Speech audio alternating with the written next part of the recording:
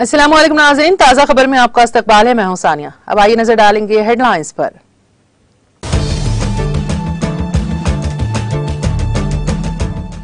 वजीर आजम ने कांग्रेस को अपना नाम बदल लेने का दिया मशवरा। कांग्रेस के राज्यसभा से वॉकआउट किए जाने पर भी किया तबसरा।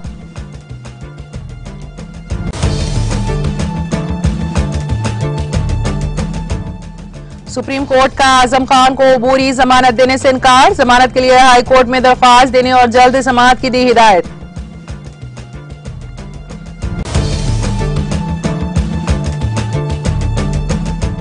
वजीर आला केसीआर का 11 फरवरी को दौरा जिला जनगांव। वुजरा दया कर्रा और सत्यार्थी राठौड़ ने अवामी जलसे के मुकाम का किया मुआयना।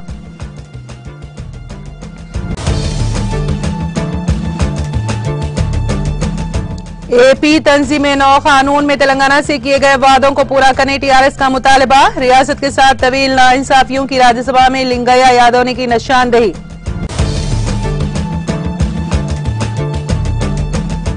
तेलंगाना के जिले आदिलाबाद में सीमेंट फैक्ट्री के अहिया के लिए सेल्फी पॉइंट का इफ्तिताह। रुकन असेंबली जोगू रामबा ने मरकज को दिया इंतबाह। कहा एहतजाज में पैदा की जाएगी शिद्दत।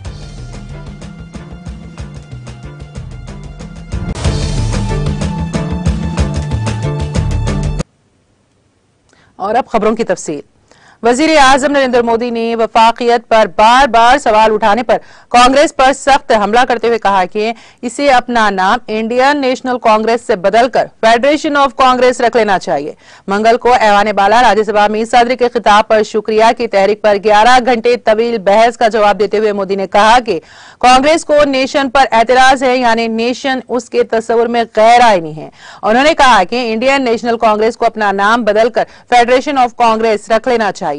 जब कांग्रेस के अरकान सख्त एहतजाज करते हुए ऐवान से बाहर निकले लगे तो वजीर आजम ने कहा कि जमहूरियत में सिर्फ सुनाना ही नहीं बल्कि सुनना भी है। बरसों से उद्देश्य देने की आदत की वजह से कांग्रेस को अल्फाज सुनने में दिक्कत महसूस हो रही है।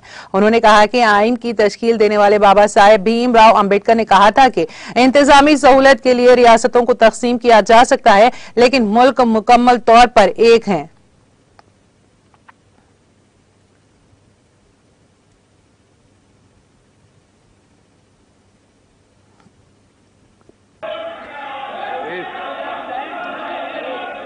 Nothing will go on record except what is permitted by the chair.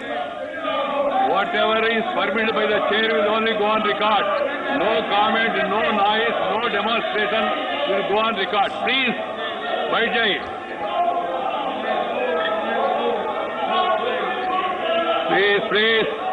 Please.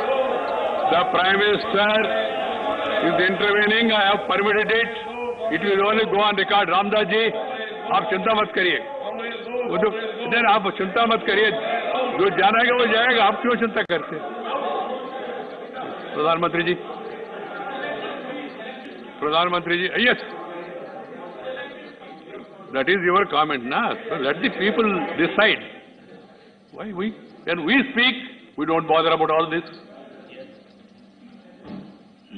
धन्यवाद आदरणीय सभापति जी।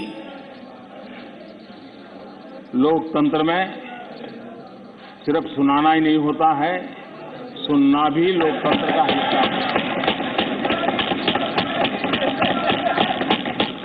लेकिन सालों तक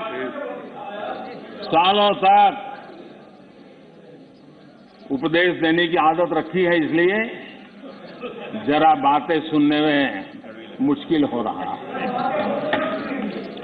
आदरणीय सभापति जी, फेडरलिज्म को लेकर कांग्रेस, टीएमसी और लेफ्ट सहित अनेक साथियों ने यहां कई विचारों को प्रस्तुत किया है और बहुत स्वाभाविक है, और इस सदन में इसकी चर्चा होना और स्वाभाविक है, क्योंकि यहां राज्य के वरिष्ठ नेता, उनका मार्गदर्शन इस सदन में हमें मिलता रहता है।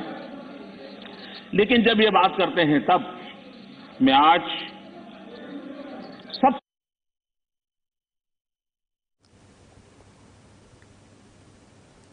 सुप्रीम कोर्ट ने मंगल को समाजवादी पार्टी के रुकने पार्लियामेंट आजम खान को अबूरी जमानत देने से इनकार कर दिया।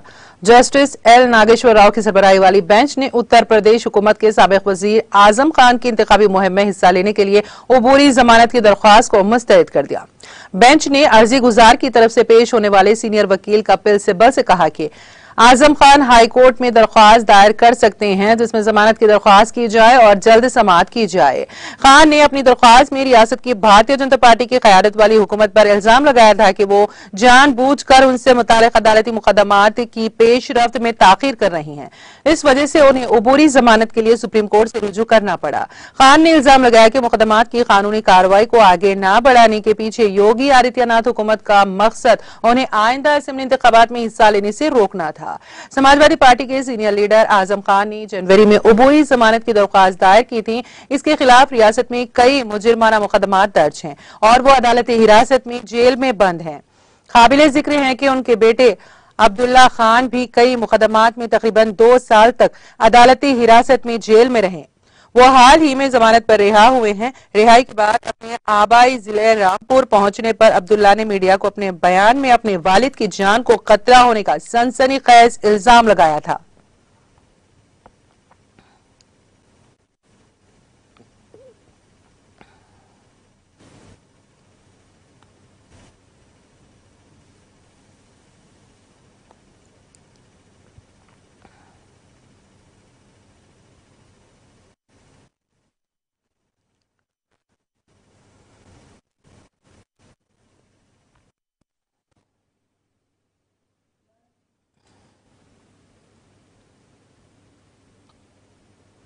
आलमी दवासाज कंपनी वोकहार्ट ने मंगल को कहा कि उसे दवासाजी की कौमी रेगुलेटरी इदारे central drugs standard control organisation से कोरोना वायरस को रोकने के लिए स्पुतनिक वैक्सीन की 10 करोड़ डोज बरामद करने की मंजूरी मिल गई है। कंपनी ने यह इत्तला एक रेगुलेटरी फाइलिंग में दी है। कंपनी ने कहा कि इसे CDSCO से स्पुतनिक लाइट की 8 करोड़ खुराकें और Sputnik V component first vaccine की 2 करोड़ खुराकें बरामद करने की इजाजत मिल गई है। कंपनी ने कहा CDSCO west zone Aurangabad state FDA के ड्रग इंस्पेक्टर्स और CDL कसौली के माहिरीन ने मुश्तरका तौर पर औरंगाबाद के वालोज और शेंद्रा में वोकहार्ट के वैक्सीन प्रोडक्शन प्लांट्स का मुआयना और मंजूरी दी है ताकि बरामदी NOC फराहम की जा सके। कंपनी ने कहा कि औरंगाबाद में इसकी जदीद तरीन खुदकार मैन्युफैक्चरिंग कंपनी आला मियार के इंजेक्शन मसनूआत तैयार करने के लिए वक्फ है। वोकहार्ट ने Gamaleya national research institute of epidemiology व माइक्रोबायोलॉजी से टेक्नोलॉजी की मुंतकली पर मुबनी स्पुतनिक वी और स्पुतनिक लाइट की तैयारी और सप्लाई के लिए रेशन डायरेक्टर इन्वेस्टमेंट फंड और NS और हेल्थ केयर के साथ वैक्सीन की तैयारी और फराहमी के लिए रूसी डायरेक्ट इन्वेस्टमेंट फंड एक मुआहदा किया है।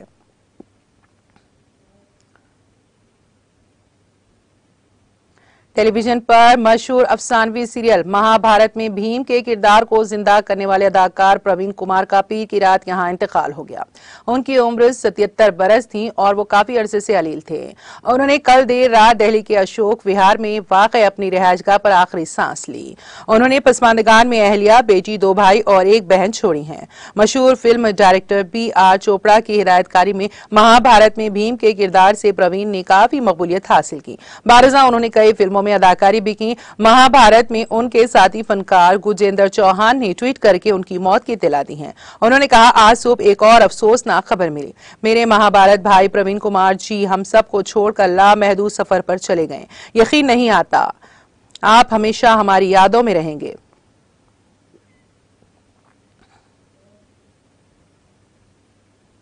आलमी सतह पर खाम तेल की कीमतों में इजाफे के बावजूद आज मुसलसल 96 दिन घरेलू सतह पर पेट्रोल और डीजल की कीमतों में कोई तब्दीली नहीं हुई है। दोनों ईंधन की कीमतों में 4 नवंबर 2021 को कमी की गई, जब मरकजी हुकूमत ने पेट्रोल और डीजल पर एक्साइज ड्यूटी में बिल तरतीब 5 और 10 रुपए की कमी का ऐलान किया है। इसके बाद रियासत हुकूमत के वैल्यू एडिड टैक्स वैट को कम करने के फैसले के बाद कौमी दारुल हुकूमत दिल्ली में भी वैट को कम करने का फैसला किया गया, जिसके बाद दारुल हुकूमत में 2 दिसंबर 2021 को पेट्रोल तकरीबन 8 रुपए सस्ता हो गया। ताहम डीजल की कीमतों में कोई तब्दीली नहीं हुई है।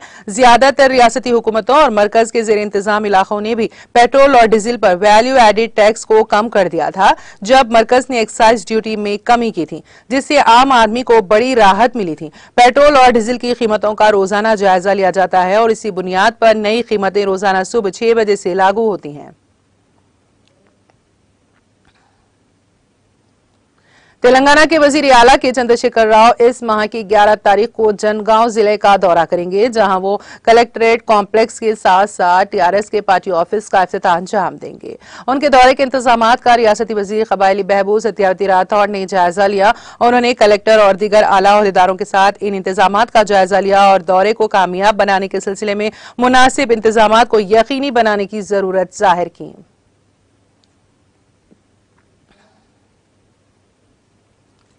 तेलंगाना के वजीर इंफॉर्मेशन टेक्नोलॉजी के तारक रामाराव ने पहले राउंड की काउंसलिंग में एमबीबीएस कोर्स में दाखिलों के लिए रियासती हुकूमत की जानिब से चलाए जाने वाले Telangana social welfare Gurukul schools के 190 तलबा को दाखिला मिलने पर मसरत का इजहार किया है। सोशल मीडिया के अहम प्लेटफॉर्म ट्विटर पर सरगर्म तारक रामाराव ने इस सिलसिले में किए गए एक ट्वीट में कहा कि गुज़िश्ता 6 बरसों में 512 से ज्यादा ऐसे तलबा को एमबीबीएस में दाखिला हासिल हुआ है। तारक रामाराव, जो रियासती वजीर आला चंद्रशेखर राव के फर्जंद भी है, ने इस खुसूस में रियासती वजीर बहबूद के ईश्वर को मुबारकबाद भी पेश की है। टीआरएस के रुकन राज्यसभा लिंगैया यादव ने आंध्र प्रदेश तंजीम नौ कानून में किए गए वादों पर अमल करने का मरकजी हुकूमत से मुतालबा किया है। उन्होंने ऐवान में इस मसले को तेलुगु जबान में उठाते हुए निशानदेही की कि तेलंगाना की तश्कील के 8 बरस हो चुके हैं, ताहम मरकज ने एक भी वादे को पूरा नहीं किया है। दरियाए कृष्णा और गोदावरी के पानी की तकसीम के तनाज़े के सिलसिले में ट्रिब्यूनल का हवाला देते हुए उन्होंने कहा कि इस मसले को भी हल नहीं किया गया। साथ ही रियासत के लिए बयारम स्टील प्लांट के कयाम को भी यकीनी नहीं बनाया गया। दिल्ली में तेलंगाना भवन की तामीर के लिए अराजी के अलाटमेंट का काम भी नहीं हो पाया है। रियासत में मरकज ने ट्राइबल यूनिवर्सिटी का भी कयाम अमल में नहीं लाया है। एपी तंजीम नौ कानून के मुताबिक पसमानदा अजला को दी जाने वाली इमदाद भी रियासत को हुनूस फराहम नहीं की गई है। केंद्र ओदियालिया, नूदियालिया, IIM, IIT, IISCR जैसे तालीमी इदारे भी तेलंगाना के लिए अलाट नहीं किए गए हैं। कालेश्वरम जैसे बड़े प्रोजेक्ट को कौमी प्रोजेक्ट का दर्जा मरकज की जानिब से नहीं दिया गया।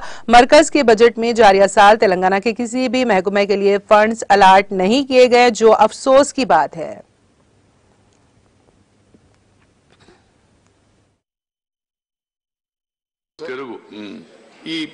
తెలంగాణలో ముఖ్యంగా ఏపీ తెలంగాణ రీఆర్గనైజేషన్ యాక్ట్ 2014 ఇప్పటి వరకు రాష్ట్ర విభజన తర్వాత 8 సంవత్సరాలైంది సార్.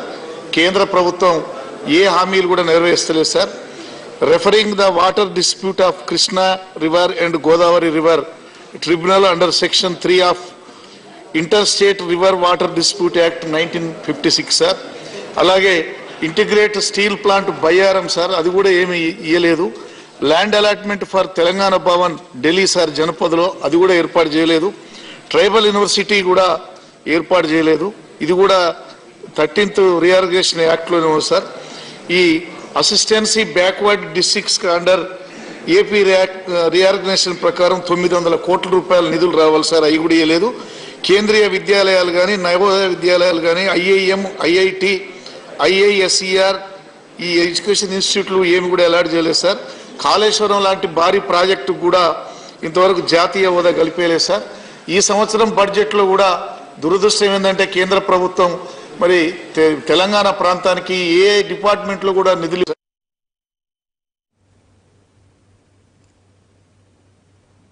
तेलंगाना की हुक्मरान जमात टीआरएस के रुकन असेंबली जोगू रामन्ना ने मोदी ज़ेरे क़यादत मरकजी हुकूमत से मुतालबा किया है कि जिले आदिलाबाद की सीमेंट फैक्ट्री का अहिया किया जाए। उन्होंने इंतबाह देते हुए कहा कि इस कंपनी को दोबारा खोलने पर जोर देते हुए तहरीक में शिद्दत पैदा की जाएगी। जोगू रामन्ना ने इस सीमेंट फैक्ट्री के अहिया के लिए लगाए गए सेल्फी पॉइंट का इफ्तिताह अंजाम दिया। आदिलाबाद सीमेंट फैक्ट्री CCI साधना कमेटी की जानिब से लगाए गए सेल्फी पॉइंट में मरकजी हुकूमत से मुतालबा किया गया है कि वो इस फैक्ट्री को दोबारा खोले। साथ ही इस सेल्फी पॉइंट पर तस्वीर लेने वालों से ख्वाहिश की गई है कि वो अपनी एक सेल्फी वजीर आजम को भेजें। आदिलाबाद टाउन के तेलंगाना चौक में लगाई गई CCI सेल्फी पॉइंट का उन्होंने रामन्ना ने मुआयना किया और वहां अपनी एक सेल्फी भी ली। सुबह में चहलकदमी करने वालों ने रुकन असेंबली से मुलाकात करते हुए इस अनोखे प्रोग्राम की तफसीलात से वाकिफ करवाया और उनके साथ सेल्फी भी ली। इस मौके पर मीडिया से बात करते हुए जोगू रामन्ना ने कहा कि इस सेल्फी पॉइंट को बेहतर कदम करार दिया है।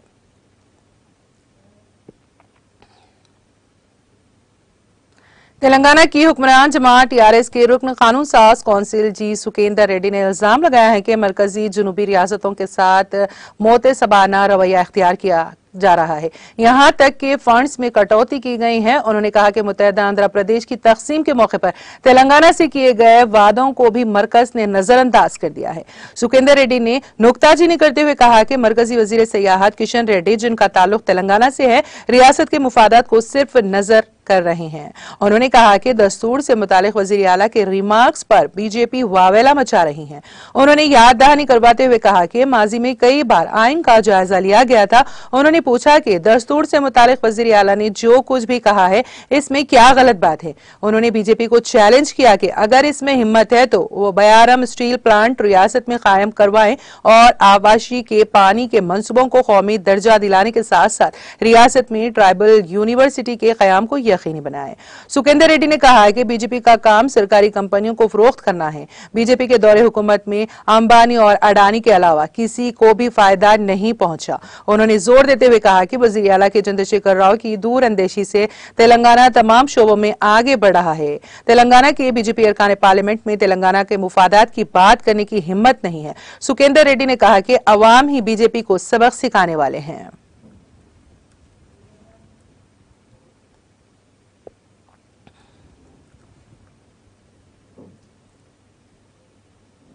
और अब आखिर में एक नजर हेडलाइंस पर।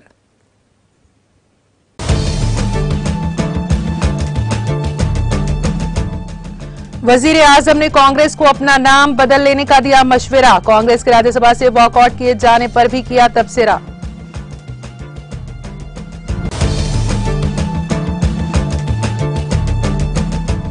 सुप्रीम कोर्ट का आजम खान को अबूरी जमानत देने से इनकार। जमानत के लिए हाई कोर्ट में दरख्वास्त देने और जल्द समाअत की दी हिदायत।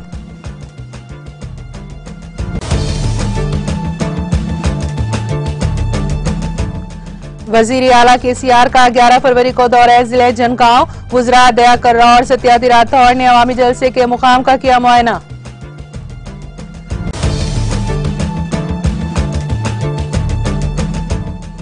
AP तंजीम-ए-नौ कानून में तेलंगाना से किए गए वादों को पूरा करने TRS का मुतालबा। रियासत के साथ तवील नाइंसाफियों की राज्यसभा में लिंगैया यादव ने की निशानदेही।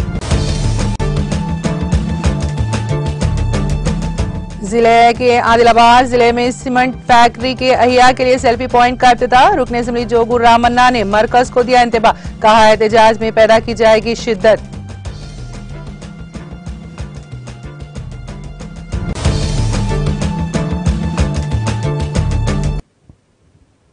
ताजा खबर में फिलहाल इतना ही। ताजा तरीन अपडेट्स के लिए देखते रहिए TTV। अब इजाजत दीजिए, खुदा हाफिज।